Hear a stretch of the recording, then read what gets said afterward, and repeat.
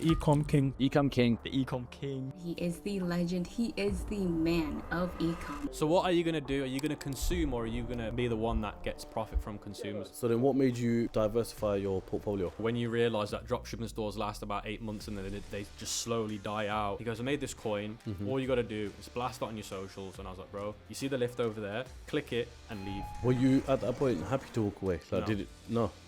Why not? I took the company from, I think it did about £100,000 to all the way over to £1 million, because Amazon kept shutting him down. And how does he provide, bro? I was an idiot, bro. I shouldn't have done that. What's the biggest habit someone can have to be successful? Number one, I think it's... Kamil, what's happening, brother? Good to have you Assalamu back on the alaikum, bro. podcast. Wa alaikum salam. Good to see you. Good to have you back on. So obviously, I think for the OG viewers, we done our first podcast back in 2020, I want to say. Correct. In your place in Birmingham. Yeah. I think we had maybe around 1,000 subscribers. Big inspiration for myself at the time. Still an inspiration now, to be fair. But time has gone on so much longer. I've grown, you've grown massively. The game has changed. Everything's changed. So I think we're going to use this time to kind of dive into who you are, what you do. For the people who have joined Ceocast since, don't know who you are. Let's go into it. How would you introduce yourself? Mohammed Kamil Sattar, 25 years old. Started business when I was 15, just buying and reselling shoes. Not the typical guy. Like, I dropped out of school. I've posted my GCSEs publicly on YouTube to show people I'm not those guys that are saying I dropped out of school. I genuinely had zero E's and F's at education. So I couldn't get a good job. It was either work in a warehouse or figure something out. So I was working at Primark for a while, and then saved up a bit of money, bought a few buying and reselling products like Louboutins, Giuseppe Zanotti's, resold them. Then got into drop shipping. Alhamdulillah, made in revenue around about 15 million, and then profit wise around about $1 million. And then from there started investing my money, started opening software companies, and this is where I am today. And like you said, I came on this podcast back in 2020 when I remember speaking to you after we recorded, and you were like, yeah, bro, I'm just managing to pay for things. And I literally said to you, bro, you are gonna blow up. It will just naturally come. Yeah. I remember one time from our interaction at that point. I remember you telling me all about YouTube AdSense and stuff like that, and you were telling me about how to get into the business CPM side of things and all of that. And when you were showing me your CPM back then, obviously I don't want to bait you out on the podcast, but I was like, how the hell is this guy doing this and all that sort of stuff? And now I can safely say, alhamdulillah, we're on the positions right there. But to go over it, you kind of make your money online. So I kind of want to also use this podcast for people who are watching this, maybe the youngsters who are thinking, I want to make money online. How can I do so? So my first question straight off the bat is, what's it like in today's day and age in dropshipping? I mean, you started when you were 15, so about 10 years ago.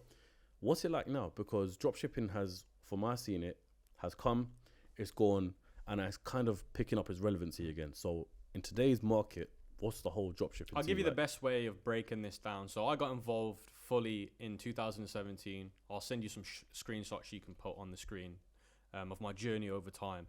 And I would say in 2017, it was the Facebook ads. You could literally just throw money at Facebook and make a lot of money. It was like putting a £1 into a machine, getting £5 out. It was very easy. Same with Google ads. And then 2020 came, the iOS 14 update came out, ruined people's ads, struggled with ads. And then this thing called TikTok Organic came out where you could post videos on TikTok, blow up. Oh, so this is more recently then? Exactly. This is after the podcast that we done? Yeah, for sure. So like 2017 to 2020 was all about Facebook ads, Google ads. You could really make a lot of money with it. And then 2020 came, organic. Everyone was jumping on TikTok Organic, making insane money because the profit margins were going from 15, 20% all the way up to 50, 60%. And you could blow up within a few days and get crazy. So just to break it down, the TikTok Organic is what exactly? Are we talking about the TikTok shop side of things? Or are we talking about when creators are making videos and they've got the links there for the actual product and they get commission off of that? Good point. So TikTok Organic just basically means you create a TikTok account. You create a video on TikTok, you get loads of views, you then tell them to buy the product in your link, that takes them to a Shopify store, they buy the product. Now there's a lot more advancements since they're like TikTok Shop, like you just said now, like TikTok Shop basically killed TikTok Organic, but we can talk about that later. That's just an advancement. Now you've got Instagram Reels that are going viral, so everyone's moved from TikTok now to over to Instagram and now are blowing up. And then high ticket dropshipping has become probably the most popular thing right now. Also digital products. The reason why is because spending money on Facebook is, to get a product and get somebody to buy it, you're looking at spending at least $30, $40. So if you're selling a cheap product, you're not making no margin. Yeah. So unless you're selling products for $99, $100, there's no margin in it. So people are either doing digital products because, again, the margins are high because you don't have to fulfill the product because it's digital. Yeah. So that's the two most popular ways of dropshipping right now. And dropshipping is still doing really, really well. I know guys, like one of my best mates, he's doing like $100,000 a day at the moment. A day? I thought you were going to say a month. No, $70,000 to $100,000. He's doing huge numbers, bro. Huge numbers. And it's just, it's crazy to see. I've never done those numbers in my life, ever. 100K a day. The biggest I've ever done was 60K a day, and that was a one-off day that I did through influencer marketing. Yeah. So how did you get to 15 mil? Me, over time. So like, remember from 2017 to 2024, I've done stores that have done $1 million. Some of them have done 2 million over time. Some of them 4 million over time, and then collectively together. You know what I didn't understand when we first done the podcast? I don't think I even asked it then as well, because naturally I probably wasn't as great as of a host. But I don't know if it's still there now, but you had a free 8-hour, 10-hour drop shipping course that people could just go and tune into, just you teaching them the game. Why is it you had a free course when in today's society everyone's selling a course on something? Yeah, so when I first got into we call it personal branding. People call it a personal brand now, right? Back then I just did it because I wanted people to, know who I was and respect what I was trying to give them for free. I joined Facebook groups. So it used to, now Discord groups are the big thing. Back then it was Facebook groups, 2018 times. And I joined Facebook groups and I'll drop loads of value to people's questions, and people are like, oh, you're really good at what you do. You should make a YouTube video. I was really introverted. I didn't like making YouTube videos. So I decided to make them eventually because I was able to get a lot of demand for it. And then I was like looking at all these videos on dropshipping. I was like, bro, these guys are just like baiting you into a course. So I just thought, you know what? Do everything for free. Put it in one video, see how it goes. Alhamdulillah, bro, it blew up. Everyone loved it. And then I just kept doing them every year. And then everyone else in the space had to do it just to keep up. And now it's just, if people want to get a good video that goes well in dropshipping, they just make a free course. But what was in it for you? For me, it's just more recognition. Obviously, personal branding, people knowing me. Affiliate links, obviously, I'm going to be honest, affiliate links. But again, the affiliate links that I would promote are the ones that people would use anyway. You're going to use Shopify with me or without me. You still need it. Yeah, of course. So if you're going to use it, I get a kickback. Alhamdulillah, I'm happy. Yeah. Okay, so off the back of every single e-com store, you need a Shopify. Of course. So the things you're promoting are things people will I'm not going to trick you into being like, you need to use this and you don't. Yeah. When it's a product that you secretly own or anything like that. Of course. So that was it for me, really. And I'm still doing the free courses. I did have a mentorship at one point, and it was the best, in my opinion, and based on everyone we had in the course. We had a mentoring, and I had to shut it down recently because of how expensive it was to run. Like, I was running it at like a massive loss, because we had to hire so much staff to make sure that students' progression was good. And then I just thought, you know what, I'd rather just close it down. Well, just more headaches and stuff like that. Just more headache, bro. And I've been running it since 2020. And, I did, for the money that I made in terms of what I gave was insane. The value I gave back for what I got was crazy. So what's your whole game now? Going 4 years on. So since I met you last time, I've got involved into a lot of ecom brands, a lot of clothing brands I was involved with in streetwear. I made good money with those, exited those, got paid. And now, really, for me, I've slowed down. This year, in 2024, I'll be very honest with you and the viewers. Still running a few dropshipping stores, a lot of digital product stores. They're not doing huge numbers. They make enough money to pay a lot of bills. But this year, for me, it was more about... taking things slower, getting married, spending time with the family, because I didn't used to do that. And do things more that I enjoyed. Like, this year, I spent more time actually losing weight, getting healthy, reading Quran, doing all these things. So I've slowed down with the business. I'll be honest, general business, I've slowed down. Even posting on social media, bro, on Instagram, I barely post. Honestly, don't post that much. It's just contentment in who you are and where you are in life right now. Bro, I've got to a point now where I'm happy with who I am. I'm grateful every day for just being alive and speaking to people, seeing my mom. And I think when you mature, because when I met you last time, I was 20 years old, 21 years old. Yeah. A lot's happened since then, and you realize that life's, very short. So interesting. So I want to ask you these questions and all that sort of stuff, and I don't want to get too much into your personal life, right? So when I met you, you were living in your own apartment in Birmingham. Is that still the case now? Yeah, I still live in Birmingham, my own apartment. Obviously, I've moved since then. Yeah. Okay, no, but are you seeing your mum more? So I spend more time with my family now because I'm not having to get on a call. I'm not having to speak to manufacturers all the time and do all these crazy things and then give them the worst time because I'm stressed out. Once you've had a hard day and then you give it to your wife or your family, you're giving them the worst version of yourself because you're stressed out. Yeah. You're snappy, you shout at them, and then you realize the day after, like, oh fuck, I was an idiot, bro. I shouldn't have done that. Yeah. No, because you know why I say that? Because when I met you the first time, it was like, obviously we're talking to 20-year-old Kamil, and the vibe I got from it, and I don't mean this any offensive way or anything like that. It was, you could see it was straight money mode. It was straight, we're about the money. We need the money. We need to get the money and all that sort of stuff. And you know, talking to you recently, seeing you here in person right now, you can kind of see. I don't know if it's the haircut or not, but you can kind of see a whole different person. Do you know what I mean? Nah, man, I've gone through a lot. I've seen a lot. I experienced a lot since I last saw you, you know, and I just realized that now where I am, I'm happy, and I know what direction I need to go down. Yeah, and that's it. Well, let's come back to the story in a second. Let's talk about the kind of biggest opportunities there are in, I suppose, e-commerce right now, because a lot of people who are starting out tend to want to go in for e-commerce, whether it be dropshipping or creating their own brand, whether it be a clothing brand or anything along them lines.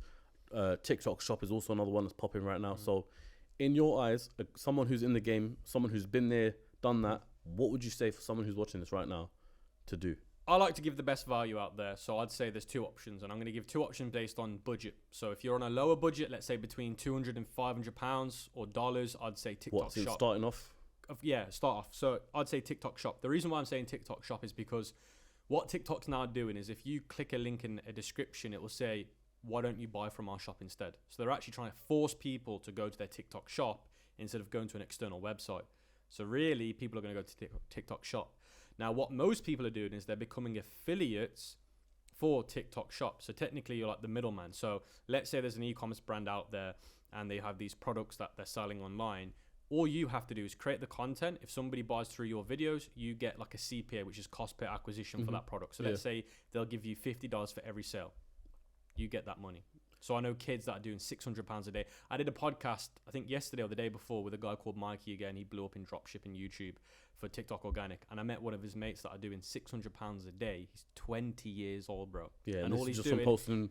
Bro, all he's doing is making videos of him promoting company products. Every time they buy through his videos, because he's so good at going viral, he gets a CPA, which is a kickback. Yeah. Do you know what, bro? There's one product that I've been seeing recently on TikTok, right? And I'm not going to mention what the product is, but it's basically a book and it's a journal. Yeah. You might have seen it, and it's everywhere. And the interesting thing is, you know, me and my mate right here, we study this all the time because he's in e-commerce. I just like knowing figures and stuff. They've sold over 3,000 products, I think, within 1 month of actually being viral. Everyone's making videos about it. It's almost like a success journal. And that journal cost, how much was it? It was like probably 25-30 quid times 3,000. That's a lot of money. Cool. And that's probably within them going viral within the first month. Wow. So it's just about if people can make the right videos from it, and people are probably making a lot of money off the back of it from the CPAs, where it's just going insane. Let me ask you a question now. What do most people do when they wake up in the morning? What app do they go on, and what do they doom scroll on? Depends on your age. Me personally, I check my emails. Okay, so most people, what do they do when they wake up, bro? Probably They're on Instagram, TikTok socials. or Instagram Reels or YouTube Shorts, just doom scrolling. An hour goes. Sorry, I'm a mature man. An hour goes by, bro. So what are you gonna do? Are you gonna consume, or are you gonna be the one that gets profit from consuming? Yeah, no, it's cool. So it goes back to the whole thing of being, you know, content creator. You know, as we've said about it many times on podcasts before. You know, when it comes to social media, you can either be the consumer and let it, you know, affect you in, you know, negative ways, or you can be the person providing great content and getting a kickback off of that, whether it's brand deals, whether it's, you know, CPA deals, that sort of thing. There's always two sides of the spectrum there, which is interesting. That's the thing. So, like, what I would say to people is, I think, you know, back when I started, my mentor would say, if you can capture 15 seconds of somebody's attention, you've won. Nowadays, it's 3 seconds, bro. You have to fight for 3 seconds. Yeah, I know, that it's just insane. So if you want to be successful in dropshipping, you have to get good at knowing what videos to make, because Facebook ads is all AI driven now. So Facebook do the hard work for you. Yeah. So there's something called Advantage Plus, where they'll figure out who to send the video to. You don't need to click an interest or pick who you want to send it to. Facebook know who you want to send it to. So you just got to make a good creative, which is an ad that's seen on your timeline that will captivate them. So dropshipping is still, I suppose, profitable. It's very profitable. Again, like I said, you need to be doing high ticket, meaning that if your margin after your costs of goods and etc. are not $50, then you're hitting the pan, bro, because it's going to cost you at least $30 to get a sale. So you know how you said earlier, you just said digital products for dropshipping. What's a digital product for dropshipping? I'll show you after the podcast. One of my stores that I'm doing at the moment. It's basically where you buy. Some people don't say it's dropshipping. Some people just say it's just digital products. But basically, what you're doing is you're getting a digital product made, or you're sourcing it from somebody that has it, and you're selling it on your store. So it could be, for example, a accountability Notion template. So you're selling a template to help people be accountable. As soon as they buy it, you send them an email with the link to download it. Boom. Yeah. Okay. And how much does that roughly go for, like, per thing? So like what we do is, Etsy is the biggest platform for digital products. Really? But Etsy sellers rely on the traffic on Etsy for them to get sales. Yeah. So what the smart guys do is they look at what's doing well on Etsy, and then they sell it on a Shopify store, and they 10x the price because they're good at ads, so they can get people to pay it. So on Etsy it'd be like $5. On Shopify you can sell it for $49. Yeah, because Etsy, then you have to rely on that platform's success. It's like Amazon. Amazon FBA or Amazon Dropshipping. You're relying on what Amazon gives you. What do you think of Amazon FBA in today's age? I've got a lot of shit. Obviously, bro, I've been able to build a good network of people in the space, and obviously you can make a lot of money. I've got family friends that have made good money with it, but the margins are small at the end of the day, and Amazon can shut. I've got one of my closest family friends lost everything because Amazon kept shutting him down, and how does he provide, bro? Yeah, it's interesting, man. You know, the thing is, there's so many different avenues to go down e-commerce. I can understand if someone gets lost. You know, I've thought about creating a brand off the back of Ceocast, whether it be a health supplement or anything like that, because they do extremely well. But then it's kind of like, there's so many questions to it. What platform do you go on? Where do you market it? Where do you find your customers? Because we got, as we just said, we got TikTok, we got Amazon, we got Instagram, we've got all these different things where you can sell all these products. But I suppose the real success is if you can combine all of them together, right? I think, yeah, combine them. But if you're going to start out where your people already are, because it's going to generate money for you to then reinvest into, you know, other avenues. So like for you, it would be good to do probably TikTok shop. Yeah. Okay, cool. So back when we were on the podcast, you were doing just dropshipping. You didn't have the clothing brand that you were doing. I wasn't invested or partnered in anything like that, no. Okay, so I was just going crazy with dropshipping. Yeah. So then what made you diversify your portfolio? Because, bro, when you realise that dropshipping stores last about 8 months and then they just slowly die out, and ad account bans, like, it's crazy because there's a lot of luck in dropshipping because it's depending on the ad account response. So like a product might do well on my ad account, but on your ad account it'll perform like crap. So like if an ad account gets banned that it used to really perform well on, and then you have to move your product to a new ad account, but then it flops after it's done 6 figures or 7 figures, you're like, nah. So it's kind of like luck of the draw. Yeah, bro, it's and the guys that know will know, bro. So then I was just like, you know what? I want something where like there's longevity involved. If I build it, I can potentially either sell my shares back to the person that either I'm co-owning with or, you know, partnered with, or I can sell it to a third party or something like that. And I just thought that's the real goal. Because with dropshipping, bro, yes, you make good cash flow, but there's nothing at the end that's tangible. Like, you can't say, like, look at Ben Francis, bro. He's built an amazing empire, Gymshark. Yeah. Everyone knows him for Gymshark. But does that make sense? It makes sense. I see what you're saying, because I've always dreamt about having something tangible, whether it be this studio. You know, I have visions to have a big warehouse, several sets in there, massive team and the whole lot.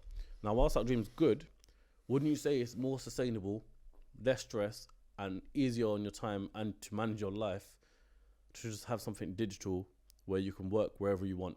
You know, for example, you moved to Dubai, you were there for, you'll say 6 months to a year, whatever the case was. Now, whilst the tangible aspect may not have been there, you also had that freedom to do whatever you want.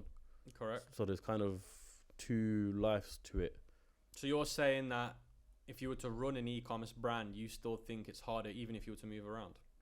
Yeah, because you were saying how impactful, you know, Ben Francis' brand was, you know, after dropshipping not being that tangible, which I understand. So what I'm saying is, a dropshipping store, you're not going to say to somebody, this is my dropshipping store, because what will happen? Somebody will copy it. No, of course. But if you own an e-commerce brand like Gymshark, you can try and copy it, but there's identity behind it that you're going to struggle to copy. No, I agree with having that identity, and I agree with having a personal brand behind it and all that sort of stuff. What I'm saying is, my thing is, I reckon you can do that in today's age without having the physical aspect to it. You know? Oh yeah, of course you can. And that is what I'm saying. I think that could be the ultimate dream. So, in a case where, you know, you'd gone out and got your clothing brand, etc. Obviously, I know you said you sold it now, but you could still. Let's just get into it. How was the whole experience with the clothing brand then? Because I suppose as we talk about this, you're gonna understand it more. It's kind of a touchy one. I'm not gonna lie, bro, because it's a long story that I'll probably talk about in the future, because this is the future. Let's go.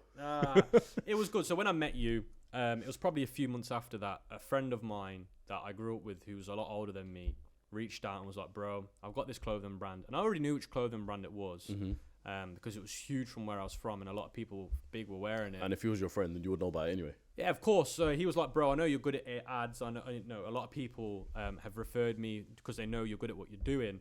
And he was like, bro, I want you to work on the clothing brand. I was like, bro, I don't want to work on it. I want to be a part of it. Like, if I'm going to take this company from this amount of money to this amount of money, I want a piece of the pie. I'm not doing it for 10 grand a month because, bro, I don't need 10 grand a month. Alhamdulillah, I've done well. I want long-term money, bro. That'll pay for my kids and stuff. Yeah. So I said, bro, I want equity of the company. Happy days. So we did the deal. Happy days. And, bro, I took the company from, I think it did about £100,000 to all the way over to £1 million in a very quick amount of time. And it was amazing, bro. Like, from dropshipping to doing that and having identity behind it, I could publicly talk about it and not worry about somebody stealing my product because good luck trying. Working with cool people, you know, the brand worked with celebrities like Tory Lanez, huge people, bro. So just to break it down even more, so this brand that you invested in was a brand that wasn't something that you could buy just a product off of Alibaba or AliExpress, whatever. It was something that, you know, R&D had gone into. Something that's, for example, a fashion designer would have drew sketches, then gone to a manufacturer to bring it to life. Exactly. Okay. You can't just go on AliExpress and type in this jacket and then add a logo to it. Yeah. Can't do that. Okay, makes sense. And then, bro, look, I still have a lot of respect for the guy. We just didn't see eye to eye eventually. You know, the thing is, when money's made, a lot of money's made, things happen, you fall out. Not fall out, but you have disagreements, done. So we kind of just, you know, at the end, I think at the end of last year, we just spoke, decided to make a decision. I walked away, and that was it, really. Were you at that point happy to walk away? Like, No. did it? No. No. Why not? Because, bro, the amount of time, effort, and money I put into it to have to walk away was hard. But then again, I didn't want to stress myself out by arguing, and I don't want to be part of a company where technically I'm not wanted. What's the point? So, but did you sell the shares that you had? I just sold them back to the original owner, yeah. Okay, so you did get a good amount of... But, bro, it wasn't the goal, was it? The goal was to take it 10 years down, see it everywhere in the world, see it... You know how Represent Clothing's everywhere? Do the same thing, bro. Yeah. Okay, no, I 100% get you on that. So, I'm not going to lie. That actually broke my heart somehow. Because, like, I was like, bro... It's like... This is the best analogy I can give you. It's like you dating a woman for a very long time, and then 4 years, 3 years in, it goes bad. You don't want to go dating again, do you? Not for a while, no. Not for a while, exactly. So I was like, bro, I'm done with this for a while, because all the time and attention I gave it for just to that to happen, I was like, nah. But me and my wife now are going in business. Really? Because my wife's a fashion designer and she does work for some huge companies, huge companies, and we want to do a high luxury modest wear brand. Let's come to this in a second, right? Yeah. Because that's a very interesting topic. But just to backtrack ever so slightly. Yeah. So this business, when you know you were heartbroken, do you think that heartbreak trickled down into your other ventures you were doing as well, and kind of lost your motivation and drive for dropshipping or anything else you do? So for me to run that business to the level I did, and by the way, back then I was also involved in other brands and other businesses. So what I started to do back then was I was like, you know what, Cam, you've made good money dropshipping. You know what you're doing dropshipping. Instead of you now launching a store on your own, partner with guys that are doing big numbers and you contribute towards it and get a kickback. Does that make sense? So I started to do that then, and then, like I said, time gets taken away because you have to prioritize other things. So then you're like, oh, now I've got to go back to doing this again. And you don't want to, bro. Yeah, no. Like I said, it goes back to that analogy. If you've dated a woman for a while, then it goes wrong. You don't want to date again for a while. You want to just chill on your own for a while. So talk to me about your plans with your missus and yourself to create a brand. My wife is a fashion designer. She's very good at what she does. She works with some huge companies, and she was always wanted to do modest wear, give back to the community. Because you know what the problem is with and this is the horrible thing, for women that want to dress modest, regardless of if they're Muslim, Christian, or just women that want to be modest, guess what they have to do? Go on. They have to go to a shop, whether it be ASOS or wherever they buy their clothes from. Instead of buying one item, they have to buy 3 different things and put it together for it to be modest. Like, what do you mean? Like 3 so different pieces? Let's say they want to wear a skirt. Yep. Oh, but once if the skirt's a bit short, they have to wear a pair of like leggings or something. Okay, yeah, with makes trousers sense. underneath it. Yep. So you have to buy that as an extra. Yep. So there was no real company really giving women that want to dress modest a one shop offer at a luxury deal, basically. Yeah. So that's when my wife was like, I want to do luxury wear. I want it to be a one purchase. They get everything in one. Okay, so how long have you been planning that for? Bro, it's been in the plans for a year because you know what the hardest part is with clothing and people that actually make their own clothes is finding a good manufacturer, doing what's it called? Tech packs. Once you've done your tech packs, you've got to give it to the supplier. They then make them, send it to you. Then you've got to review them, send them back, and keep going back and forth. We've already put 25 grand into the business, not seen a penny because we want to find the right manufacturer. So we've tried Turkey, we've tried Pakistan, we've tried China. Now we're trying Portugal. And none of them come back to the required. My wife's very hard to please because she's got that eye that she wants. And when you're selling luxury goods, you want to make sure it's right. But you've been in a network around e-commerce for a while. Yeah. What if you just ask people within your e-commerce network, you know? I have, but the problem is it's all like mid-quality. Okay. Does that make sense? I've only ever done mid-quality. Okay. I've never done ultra-luxury. Okay, so this is a different tier to what you're trying to find. This is a different kettle of fish, bro. Yeah, okay, so if you're doing mid-tier, you can find a manufacturer and all that sort of stuff. It's light work, bro. Okay, so if we had to compare the sort of luxury that you're trying to go for against current luxury brands, what would you say you're trying to umpire it with? So you've got mid-tier. What would you? Okay, let me ask you that question. What would you consider mid-tier mid-tier clothing, like brand-wise? I'm honestly the last person to ask because I don't shop like that. I've never been a designy sort of guy. Off of brand name and all that sort of stuff, I'd say your luxury ones are obviously LV, Gucci, Dior. So that's who we're trying to target, the people that buy those clothes, but want to have modest wear. Okay, but because there's LV style modest wear. Once again, I Bro, don't even know. again, when we came up with this idea of a business, you'd go to these companies' websites and you'd go to shop, and it would say women's wear, men's wear. Under women's wear, it would be new best sellers, but would there be a modest section? No. No, not at all. So how do these women fulfill their needs? Okay, but then on the back side of it, not to be devil's advocate, but how do you know there's a market for it? If these companies, these popular companies aren't doing it. TikTok tells me everything, bro. How? Go on there and type in modest fashion. The amount of women that explain and get hundreds of million views saying, this is what I bought from this shop, then this shop to now make this modest outfit. Okay, so that's the interesting way people can learn how to do Bro, research. you walk the streets of London, you walk the streets of everywhere. How many women do you see that try to make themselves look fashionable whilst being modest? No. You see it everywhere. Yeah, you do. But I'm just saying, on the research side of things, for you to do your research, or for someone who's watching this podcast right now to do the research, they can easily search these things in TikTok, Instagram, and all that sort of stuff. Kind of see the outfits, girls are pulling together. You know which one I use? Pinterest. Pinterest is the best. Pinterest still plopping like that. Pinterest for fashion is insane. It is the leading indicator for everything in fashion. Okay. Just go on, type in modest fashion. Just only keeps going up. Who inspires you when it comes to branding?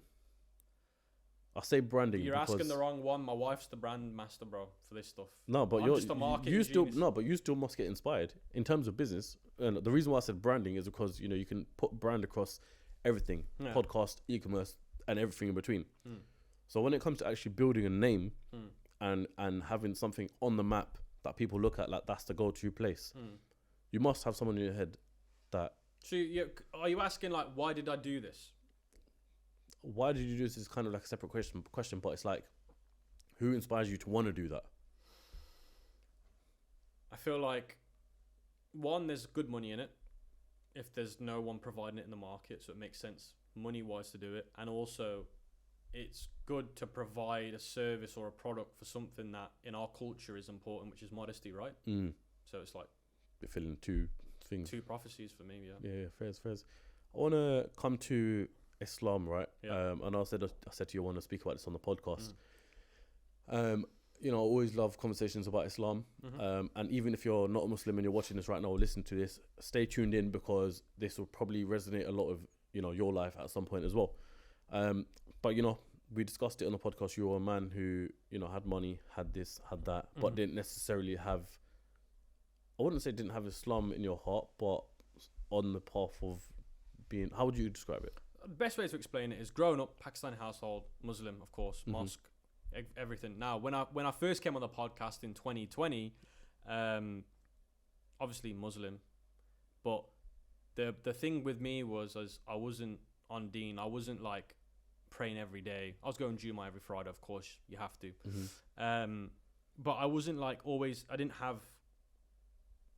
Islam in my head all the time. Does that make sense? Like I was just thinking about life, work, business.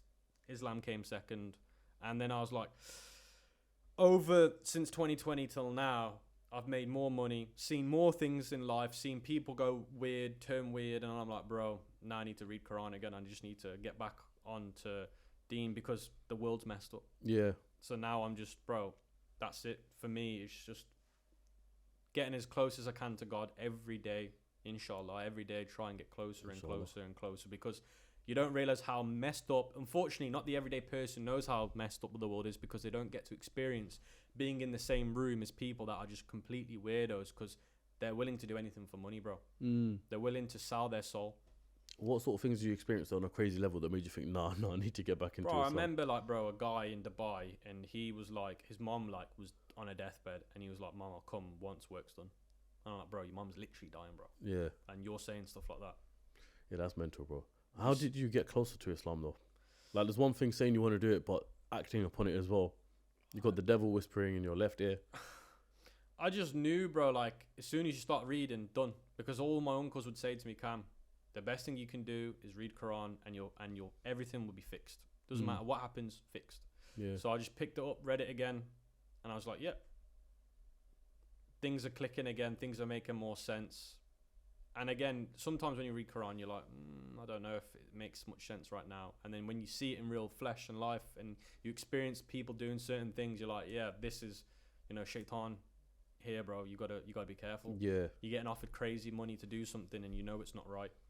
Bro. But are you gonna click the bait, bro? Bro, I will tell you a story right now, right? And this is a good one for the audience to listen to as well. So most recently, I had a bank contact me saying that they want to sponsor the podcast. They deal with, business banks. They deal with, accounting services and all that sort of stuff. And I was like, cool, this sounds like good. Being sponsored by a bank is cool. However, in this case in particular, they wanted me to promote their savings account. At the time when I was on Zoom to them, I'm not even going to lie to you, I'm very aware of this bank. It's a very big bank. And so, not that I said, yes, let's do it, because I was, do you know what, I'm going to sound bad. I'll come to it. Astaghfirullah for me even saying it, yeah. On this Google Meet, they said, this is the thing, we want to sponsor our savings account. And the fact that, it had interest, that completely went over my head. Oh, okay. So anyway, as I was reading the brief, they sent it over a couple of days later. We agreed upon a deal, agreed upon a price and all that sort of stuff. Big bag. As I was reading the brief, and then it said, right, in the, how you get your content guidelines of what you got to deliver. Right, you got to say, put X amount in your money in your account, and you can get 4.33% interest on that. Read that right there, and I was like, nah, this is a deal from the devil. You clicked in it in the head. Yeah, I'm like, nah, this is like, I can't do this as a Muslim. I'm out here promoting, interest. That's mad. That's like, the one thing God will go to war with. Literally, interest is one of the most maddest things in Islam. I was like, no, there's a list of things that God will go to war with you for, and that is one of them. That's bro. one of them. That's up there, bro. When people talk about zina, people talk about drinking and all that sort of stuff. We need to understand that interest is up there. So anyway, when I was going through this, I was like, there's no way I'm going through this. I literally had to call him back, and I was like, yo, I've got to back out of this one, because there's no way I can do it. But my point off the back of that is, since denying that, which has only been about a week, not even that. What's the day today? Thursday. I called him back on Monday and, denied it. Since then, there has been an influx of emails of opportunities for me to arise to. And, it just shows you testament to the fact that if you reject what the devil's offering, then the amount of goodness that comes the amount of goodness that comes from it afterwards is insane. What God will provide you with after completing that test is unreal. It was a test from Allah, bro. Yeah, it's all a test from Allah. So my He'll test message you is, when you have nothing. He'll test you when you have everything. Yeah, and you'll see how you react, bro. Exactly that. When was the time you feel like you've been absolutely tested? I'll be honest with you. Obviously, with my YouTube channel, it really popped off during 2020, 2021 in terms of views, sponsors. And I'd say 2021 was when I was getting, especially during the crypto phase, because, bro, they would want to promote Ecom guys, yet it's crypto. Yeah. I had a guy, I remember I did a meetup in Dubai, an Ecom meetup for free, where people could network. And this guy came up to me, he goes, bro, I've just made this coin. I'm not going to say what it was. He goes, I made this coin. Here's my watch as a deposit. And I'm going to send you 70,000 USDT. Mm-hmm. All you got to do is blast it on your socials. And I was like, bro, you see the lift over there? Click it and leave. Yeah. But bro, I get tested all the time because, bro, again, it goes back to what you're saying. Sponsors will email you. You'll see the brief. You'll see the guidelines. You'll see the big money at the bottom. Bro, I don't know if I should get into this, but I've declined certain deals because of what's going on in the world right now, bro. Mm-hmm. And those man pay a lot of money. I think I know which brand you're talking about. Do they support a certain agenda in the Middle East? Yeah, of course. Yeah, I've had those deals as well. Bro, of course, like, look, I don't want to get too much into politics, how the world works, but like, bro, that's what I'm saying. That's the test. I will not contribute towards it. No, bro. of course not. No, the second you see Doesn't matter. the second you see a brand name like that, it's mate, bye. Bro, if I look and I see where your headquarters are, goodbye, bro. I'm done. Straight goodbye. Or Straight, bro. where the founders from, Yeah. or anything along them lines. You know what they support is just straight no go. So, yeah, I suppose advice for any content creator or anything like that watching this podcast right now: always do your due diligence of where these deals are coming from, and make sure you're not supporting any cause that you don't want to support. And it's a shame because I watch this podcast, bro, and it's a shame that some of the bigger guys out there that get mad views aren't as strict with their policies, bro. In what sense? Like, they'll say certain things, but then they won't act upon them. Like, they won't like enhance these things. It's just a shame. It's a very big shame because obviously if they do, they'll lose a lot of money, bro. Are you talking about as in that they don't They'll say yes. They don't stand up. They don't stand up. I'm very public and I'm standing up, but like they know they've got to be very careful because they'll just disappear. I I rate Dan Balzerian at the moment, bro. Yeah, no, 100%, bro. I've been seeing him on Piers Morgan. I rate him next level. highly, bro. Yeah, next level. I was gonna come to the point of, you know, with Islam and everything like that in your life now. How's life been? Because a lot, you know, I had a podcast the other day with Danny the Jeweler, a very good friend of mine now, like a brother. And he was saying, you know, since converting to Islam, he's a revert, you know, his life changed massively and drastically. And as we were talking about off camera before, you know, reverts, they connect heavily with Islam. But as you now have got Islam in your life and you follow it and you're doing your best to keep up with it, how have you found life? Peaceful, or what's it been like? Alhamdulillah, bro. I'll be honest with you, best life I've had since I've been more strict with what I'm doing, how I'm behaving. Like, you really count every blessing. You know, you sneeze, you say alhamdulillah. You know, everything, bro. Like, just every little thing, bro. Like, if you lose money one day, you don't even think about it. Yeah. Like, when you lose money, you think, oh, that money you've lost is going towards somebody else that needs it. Does that make sense? Yeah. Just, you look at life totally different, bro. Different, yeah. And it makes you more grateful and more appreciative because the dunya is short, bro. Of course, yeah. And you shouldn't get attached to it. You got to do everything for the deen, basically. Exactly. Everything for the deen. What's the biggest habit someone can have to be successful? Number one, I think it's discipline, bro. I think once you get discipline and the mindset of success, you can succeed in anything in life. I think an example was, bro, I'll show you the photos of me before, bro. I was 93.6 kg. I'm now 78 kg. Not many people can lose that much weight because they break. I've been on keto diet. I don't know if you know what keto diet is. Yeah, I used to do it before. Do you know how hard that is, bro? Yeah, no, it's long. Because not many people support it. Like, you go to a restaurant, it's rice and chicken. I'm like, bro, I can't have rice, man. I have to have chicken and just salad. straight protein and fat, yeah. So it's very hard and easy to break. So, like, again, it comes to that mindset of strength. And if you don't have it, you'll break. Because business, we both know, is people claim it's beautiful, it's sexy, you know, you're going to be able to do all this. But behind closed doors, is it? No. It's boring. It can be very boring, very depressing. That's like I was having a conversation with you know, a content creator the other day. She's a girl. Yeah. And she was like, you know, I was trying to find my path of short form content and stuff. And she was like, do a day in the life. So I was like, if you saw my day in the life, people would get bored because my day in the life is, yes, I do podcasts, which are sick. Don't get me wrong, but majority of the time I'm on my computer. I'm on meetings. I'm on emails. I don't do anything apart from sit in my office. It's not much of a day in the life.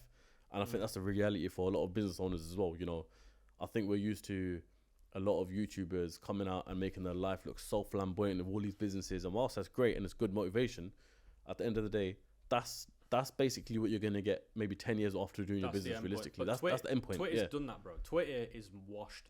Have you seen Twitter? No, I don't go on Twitter at all, no. X is the worst. How? For people that want to start a business, whether it be dropshipping, e-commerce, Amazon, SMMA, you go on Twitter, what do you see? People posting Lambos, money, Rolex. Oh, same thing as Instagram then, yeah. Bro, every post is just clickbait, bro. Just a flex.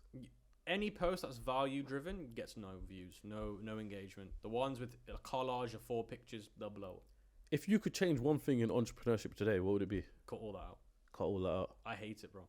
I'm glad that I got started when I did because that didn't exist. It existed to a small degree, but not to what it is. And I feel sorry for people that start now because that's all they have to see, and it's like that's what they're expecting, which means they're setting themselves up to fail because they're expecting this crazy quick success when they don't realize it takes years and years and years.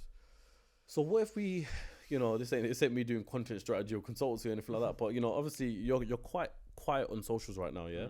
What if we flip the whole script where, you know, you're the one providing the value of saying, forget all of that life, forget the flex, forget the lifestyle, and provide people with actual good value? Bro, I've tried doing that and people don't bite. You know, I blew up in the era where that's what people wanted. Yeah, and other people don't want the free that. course, the posts where it's telling you that you got to do all these boring things, that would do well. Now you post that, no views, no engagement. People even come on there and hate on you, saying you're broke, bro. That's the reason why you don't do it. But that's not the life you want to live. I'm not here to argue with guys on Twitter, bro. Yeah, no, it's crazy, bro. The world we live in is mental. So like, why? Like, I still give on YouTube as much free stuff as I can, but it doesn't bite the same as it used to, because the mindset that people have is, I want to see Lamborghinis. I want to see the good life. Interesting, bro. Interesting. You know, there's one thing I've been going through recently as well, where I study success. For example, I look at people like Alex Ramosi, and I study what they do. I listen to all their podcasts. Any podcast they're on, I listen to it. I indulge into them. And one thing that they always say is that there's a point in your life where you deserve exactly where you are today. You're deserving of the success that you have. Now, if you had to look at your life, at what point would you say you truly deserve the success that you've got? See, look, I do believe I deserve the success. Do you want me to tell you the reason why? Go on. Because growing up, I would always want to have a good life for my mum and dad, because I've watched them struggle. You know, they're the first generation that moved over here, bro. They're the ones that had to lay the bricks and the foundations. And watching my mum and dad struggle made me hungry, bro. Hungry to provide. And, you know, having issues with certain siblings in my family was not good either. Watching my mum sit down and cry and break in tears is not good. But then also growing up knowing that I was an outsider to the whole world, bro. I've got ADHD, autism, and dyslexia. You know, it's not easy to deal with that in the society we live in today, where school doesn't accept you if you're that person. So I went out of my way to be successful, bro. You know, I actually joined, you're going to laugh at this, I actually joined the network marketing thing, you know, ACN. Oh, God. I joined that for one reason, bro. Just for the mindset training, bro. Because one thing I rate them man for is they can turn you into something and make you believe something that you're not. You know, the brainwashing thing that you were saying, the law of attraction. Yeah. Them man are good at doing them. Yeah. And that's what I had to do, because I was so messed up, bro. I grew up telling myself, Cam, how can you be successful if you're this person?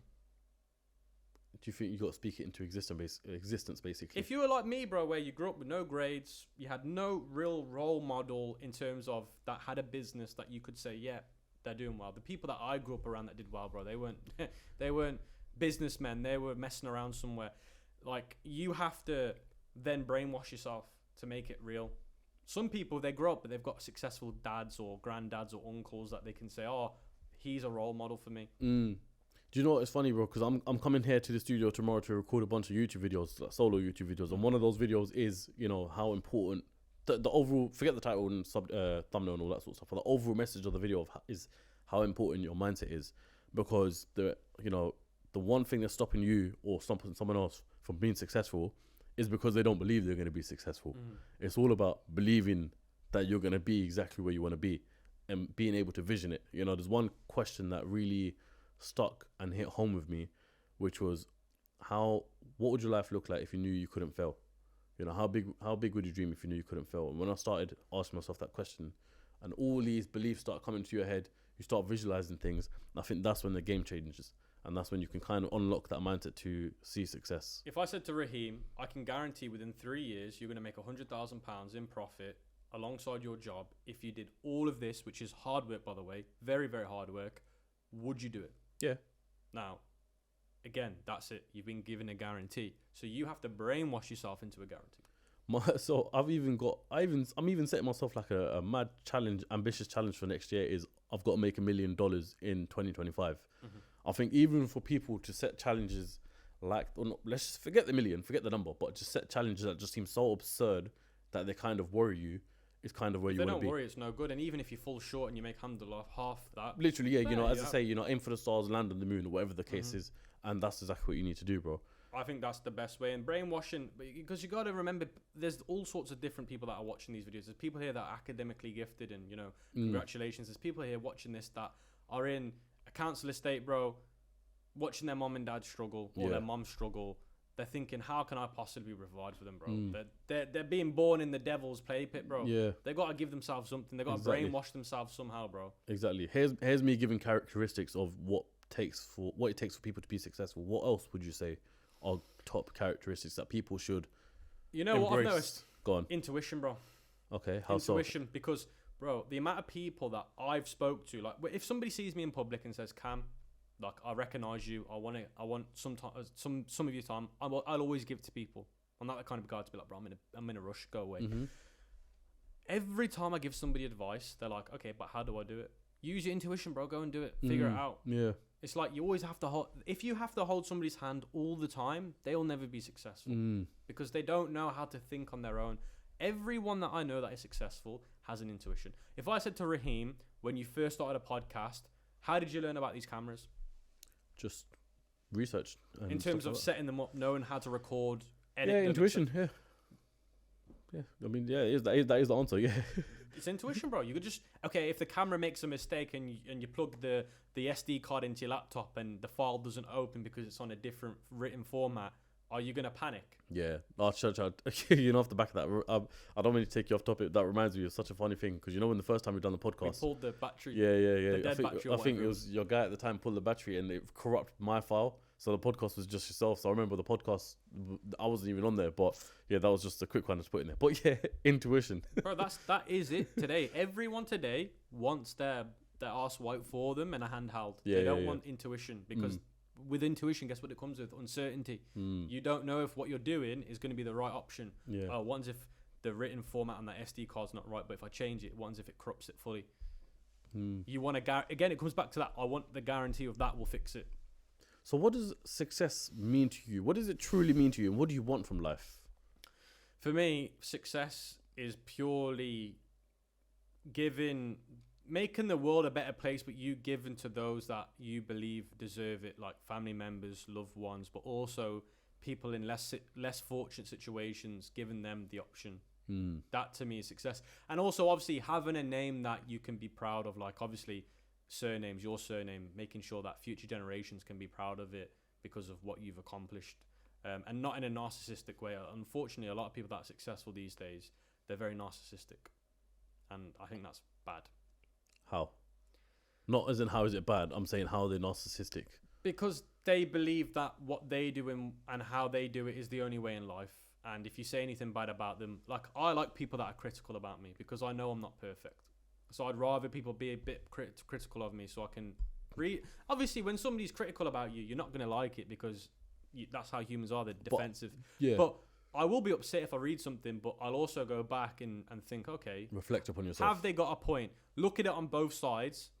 And if they have, can I fix it? And okay, so. But nowadays, if you insult somebody that's big, that's straight. They're like, no. But that's because they look up to these people and these people have them in a cult brainwashed sort of society where everything they say is right in the other person's eyes. It's almost like them being a fan and a follower. How and do all you that take sort of criticism? Myself. Because I'm sure you get a lot of it. I just I listen to what the person says, take it on board, and I'll analyze. For example, if someone said something about one thing I used to get a lot was that I interrupt the guest a lot. Right, a lot of people used to say it in a hateful way. A lot of people used to say it in a criticizing way, and everything like that. So the way I'd done it and the way I dealt with it was watching back more or less every single podcast that I'd done, seeing the amount of times I'd interrupt a guest, if they were saying something that needed to be interrupted. For example, the way I look at it is a podcast is a conversation, right? So there are naturally going to be bits where I interrupt you saying, hold on, wait, stop right there. Let me just understand this more before we go forward. Those interruptions, I was like, they're necessarily. If there was times where, Kamil, you're answering a question and then I'll just cut you off and interrupt you, I'll look at that. So for me, it was almost just a reflection of if I actually am that, if I actually match their criticism, or if they're just being a hater or chatting shit. That was me personally. I'm glad you said that because there is an element of haters that even if you prove them wrong, they'll try and find the next thing to hate. Exactly that, yeah. And those people you'll never ever please, just leave them alone. But then there are a group of people where they have got a point and you have to investigate to see if they've got a point. Yeah. But those narcissistic guys, nah. No. They believe they're right for everything like that. Yeah. Even if, you will have narcissistic, I've experienced this as well before. You'll have narcissistic people who try and give you criticism, but even if you try and understand it and try and reflect upon it, whatever you say, they will not have it at all. Yeah. You know, and it's just a mental world that we live in. Now, since I last saw you, Andrew Tate blew up, became very popular, changed the industry for a lot, and now you've got clones of Andrew Tate, right? Yeah. There's loads. Cigars. Everyone's now smoking cigars. Yep. And do you know what? It's funny as well because you get a lot of successful people. Well, no, you get a lot of people who are well known smoking cigars, and this isn't shots fired at anyone, anything like that. But do they truly enjoy it? You know, if they've been doing it for a long time, which I know some of them have, credit to them. Let them crack on and all that sort of stuff. But I know I've seen people since Tate embrace the cigar and light it. You know, and for example, I could have easily been in that position where I start smoking cigars, but I've said it openly on camera before. I said it to Tristan on the podcast with him that I can't stand cigars. I just hate it. But if I wanted to make myself look like that successful guy and just do what someone else is doing for the sake of it, then you would have seen me doing it. But I think people need to live to their true identity, which is glad what I'm saying, because people don't have their identity. Yeah, so they just merge into what's popular what's at the time. popular online, yeah. And they're the people that I have the most respect for and I'll have the best conversations with are those that have their own identity instead of trying to be other people, bro. So then my question off the back of that is, you know, as you were saying there about what you want to do and what success means to you, impact on the world, impact on your family, uphold your name, what's the steps to that and how do you do that? Do you know the reason why I asked this? Let me explain it like this, because as I'm sitting here with you right now, I kind of look at yourself in a position you've got goals, you've got ambition, but you're also in a very relaxed, chilled out place in life. Correct me if I'm wrong. You're very right, bro. Yeah. I've never been this relaxed since maybe when things didn't matter when you was in like secondary school. That's what I'm saying. It seems like a very relaxed conversation, very relaxed life right now. And if like me being, if I was in your shoes, I'd say alhamdulillah and I'll just live my life exactly how it is. And so that's what I'm just trying to understand. Like, what is Raheem? Let me be honest with you, bro. I think, inshallah, in the next 12 to 18 months, I have a goal that I think I'll hit. And I'll be honest with you, I think I want to take things quite slow for a good amount of time, and then let's say that good amount of time is a few years. Whenever I resurface, I'll have those answers. Okay. Because when I disappear for a little bit, I want to have children, bro. So would you say you're still trying to figure it out, or? No, I'm not. I think I'm trying to get to that first goal that I need first, and then I want to, like I said, spend good quality time with my mum and dad because, bro, their day's coming. It's written. It'll come. Yeah. I want to have children. That's one of my biggest goals. I've always wanted to do that. Inshallah.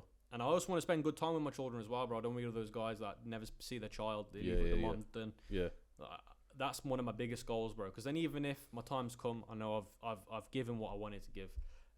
So for example, like I'm going on holiday in a few weeks with my mom and dad. I've never really took them around the world before like I am now. Where are you going? Just all over, bro. Oh, you're going full tour? Just wherever life takes me, bro. Because like my dad's never really seen the world, bro. I'll be honest with you. My dad's never really seen the world. And that's the thing. Correct me if I'm wrong. Did you say your parents were separated or? No, they're together. Oh, okay. So no.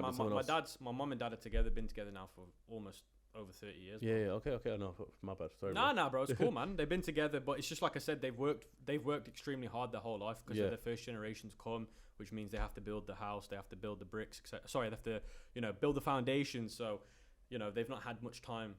Or they've not had the money to do it, so now I've got the time and the money, I can do it, bro. It's just like a lot of us in our situations, our parents are all first gens in this country, especially us Asians anyway, and it's up to us or whether we make or break their situations. They've sacrificed everything in their home countries to come here and build something for us, the kids. And we're not even grateful enough for it. And yeah, we're not grateful enough for it. And this will be another message to the people who are watching this as well. Do something to excel your parents' careers of what they built so far. I was on a podcast yesterday as a guest, and I was saying to him, when it comes to me, I want to take over my dad's properties and stuff just because I want him to retire. And there's always been that saying of one generation makes it, one generation loses it. It's not fair for me because I know I'm not going to lose it, but I want to add to it massively and just make my parents proud. Inshallah. Like, they raised good kids, they've come to the country for a good reason, and it's worked out, sort of thing. Let me tell you something about our dad's generation. They'll never want to retire, bro. No, they'll get bored, bro. The amount of times that I've said to my dad, bro, just relax. They don't. They're not on it. Yeah, because they're used to working, and if they don't work, that's when they slowly start to disintegrate. They age bad. Yeah. No, look, my dad, like for example, with him, I would love for him to just sit back and relax under the sun. I know he won't, and it's his life. He can do what he wants, but I will, take over as a man of the house. I suppose at one point, my dad's gonna get old. Eventually, I'm gonna have to take all the responsibility and all that. That's fine by me, as long as I know that that's my job.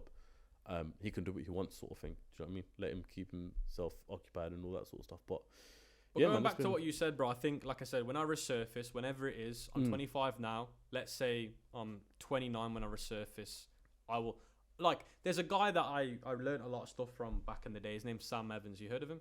I believe so. The owner of school. Oh yeah, some other. Yeah. Okay, you said it in a Birmingham way. I rated him highly when I first started learning about how to be a good businessman.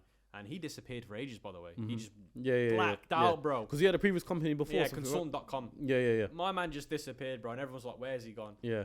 He resurfaced with school, bro. Now he's crushing it. Yeah. And I bet he didn't have the idea of school when he dipped. Yeah. He came back with it, bro. With it, yeah. Because you got to have time to just reflect. That's such an interesting thing, because even the other day I was literally speaking to Reese Obara, owner of Mane Devar, and he was saying, he's basically on the same thing, on kind of like a ghost mode, because he's just doing his thing, and when he resurfaces, things are going to be different. And it's insane. Raheem, I like crushing the world or achieving success in silence, bro. Like, if I was to post my lifestyle on Instagram, it would just match what those other guys do, the high life. I'm happily doing it in peace. My wife would cringe and say to me, "You're an embarrassment if you did that." Yeah. My wife just likes the low key life. Yeah. Happy days. Which is a better life. No, I know evil eye, bro. Yeah, I don't want evil eye, bro. No. You want a better life, bro. And alhamdulillah, that's exactly what you're working for. So that's what I'm saying to people. Like, you just got to learn to just. That's it. Just chill out. Chill out. Yeah. Especially when you grow up. Again, a lot of the guys that you've had on the channel, I could be wrong, they're not married, etc. So like, they're living the crazy life. Once you start getting married, you start changing the view on life. Of course, 100%. I think even to advance that, once you have a kid as well, that's when the whole perspective. You're not a man until you've had a kid, bro. Yeah, exactly. You look at life differently. Yeah. When would you say you want to have a kid? Next 12 to 18 months. Inshallah. I think it will give you a different level of. I know naturally that it gives you. I've said this to everyone. You're not, even myself. You don't truly become that final man till you've had it, because the way you look at life in terms of precious is different, because you're raising your own blood, and then you realize how sensitive the world really is. Yeah, Islamically, you got to do that as well. That's what makes you the man. That's what makes you the man, and that's part of fulfilling. Yeah. No, fulfillment. Yeah. And I think that's it for me. Like I said, I've changed a lot since I last spoke to you, bro. I don't know if you can tell straight away. No, as I said to you, bro, sitting here right now, it's different. Chilled. It's different aura. I know what I want to do, and dare I say it, but it was, even on the last podcast, it was like a bit flexy, and this is just like straight chill. Bro, we both know this. There's always somebody bigger, better, harder, whatever than you in the world. Yeah. That's how life is. Yeah. You want to flex, there's a guy that's bigger than you that'll flex on you. Just, there's no point. Yeah, no point of it. You got to be happy with yourself. A lot of people, they spend time with people all the time, because when they get on their own, they're not happy. Does that make sense? Yeah, makes sense. If you can be happy on your own, you've won life. Alhamdulillah, and inshallah. Because you don't need what's the word I'm looking for?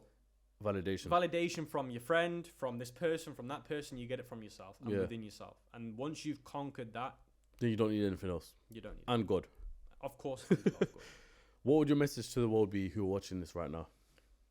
I think the world's become a crazy place since I last spoke to you, bro. Like, it's erupted basically. And I'd probably say to people that lock in, focus. Like, when I was successful, by the way, I disappeared. People that knew me from growing up said, "Where did Cam go? I can't find him. I can't hear him. He's nowhere." I disappeared. I locked in with my businesses, dropshipping, buying and reselling. And I forgot about everything else, bro. I just put that first. Ignore the stuff online. Ignore Twitter. The best thing you can do is delete that stuff. It's no good for you. It's just dopamine messing it all up. Just get on with it. And most importantly, be grateful, bro. Yeah. The more you're grateful about the smallest things in the world, your life changes. Yeah. Alhamdulillah, bro. Well, Kamil, it's been great to have you on, brother. Appreciate it, brother. I And really inshallah, appreciate you you know, giving me a platform to when speak on. when you resurface, then bro, the platform's all yours once again. I'd love to I have think you. part 3 when I resurface would be serious. 100%, inshallah, 100%. If people want to find you, where can you do so? The Ecom King on YouTube and social media. Again, I'm not on YouTube. I'm obviously posting frequently, but on Instagram and that I'm a bit quiet. But of course, feel free to Still do there, still yeah, there. of course, bro. Yeah, people can still get in contact with you if they've got any questions or 100%. stuff like that. Always. I've got a platform that I'm building now called the CEOhub, where people can tune in with live webinars, basically, with entrepreneurs that I'm bringing to the table. Would you be open to come on as a guest, as an Of entrepreneur? course. Anything I can do to help, bro. Well, there you have it. If you don't want to join the CEOhub, the link is in the description. Me and Kamil are going to do a webinar. You can tune in, ask any questions you like. But until then, make sure you check out Kamil's channel, which is going to be in the link in the description and up here right now. All the Instagram links, everything's going to be in the description. And I'll catch you lot in the next episode of Ceocast. Peace.